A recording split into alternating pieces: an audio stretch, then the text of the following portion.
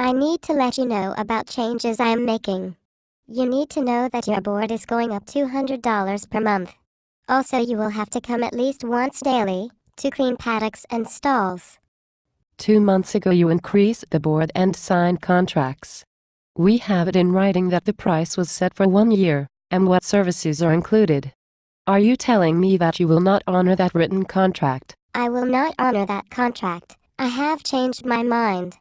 This is my barn and I will do what I want. So let me get this straight. You want more money, and for your boarders to do all of the work. The only thing that you will continue to do is feed and water. Yes. That is the way that it will be now. Essentially you're asking full board pricing for partial, almost self-care board. I don't think that is something I can do with my work schedule. Well, it will be an additional $20 per day for me to continue to do the cleaning. That is insane. Well, take it or leave it. You will not find a barn in a location this great for this cheap of a price. Fine. I will leave it. The only place to ride here is along a busy roadside, or in a ring too small for cantering. This location is really not great at all. From here, dear audience, the passive-aggressive games began. The barn owner would not answer my calls. She started parking her truck across the driveway, so that I could not easily get in to bring feed and hay to my horses. Why are you suddenly parking your truck across the driveway, blocking the gate? I am controlling access to my property. It is my property. I can do as I like. I respect that it is your property.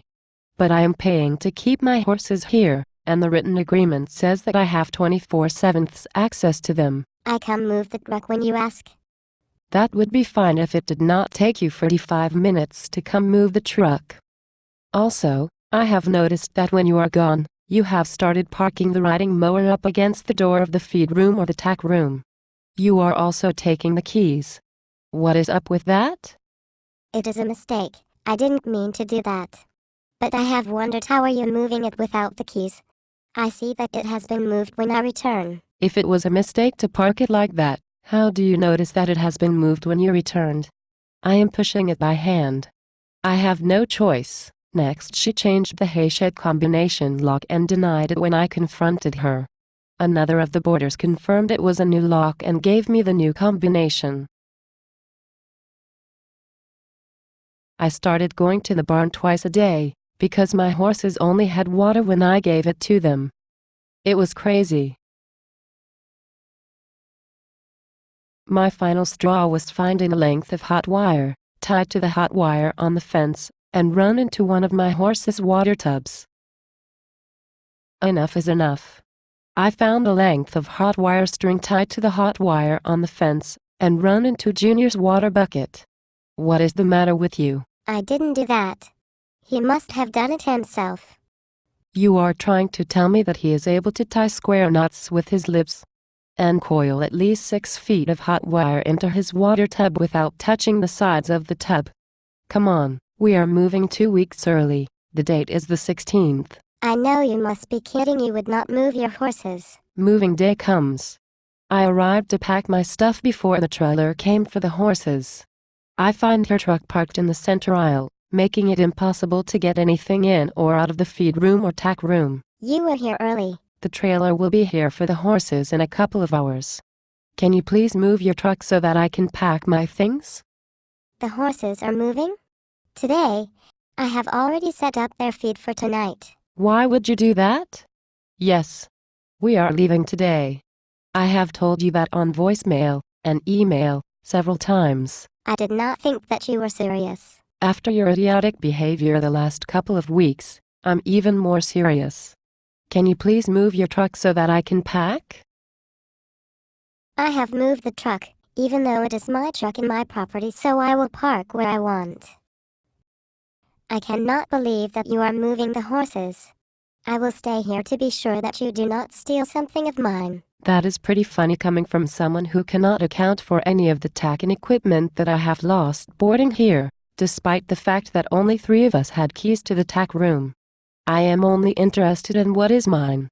I moved in with these items, and I will pack them today. But those are the only buckets I have. You can't take those. My horses have not left the property since they arrived.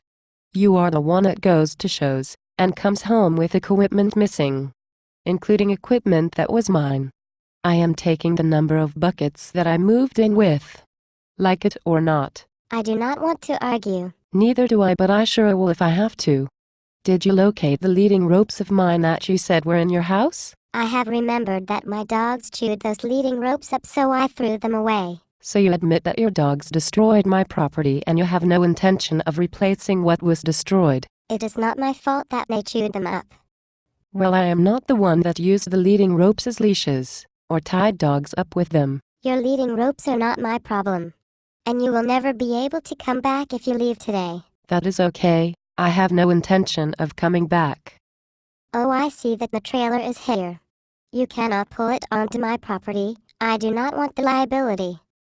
Fine, we will load on the roadside. You are putting your horses in danger doing that. It is your choice, not mine. What option do I have? You should leave them here. You must be kidding. I think that you all get the idea. I will never again give notice to a boarding barn. It put me in a position where I had to deal with a psycho. And worse, my horses could have suffered for it, had I not kept a very close eye on them. The barn in this story is now out of business. Thank God.